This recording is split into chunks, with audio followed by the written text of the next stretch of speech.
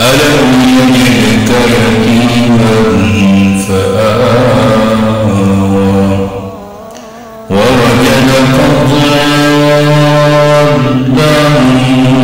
فهدى ووجدك عائلا فأغنى فأما اليتيم فلا تقهر وأما السائل فلا تنهر وأما بنعمة ربك فحدث صدق الله العظيم.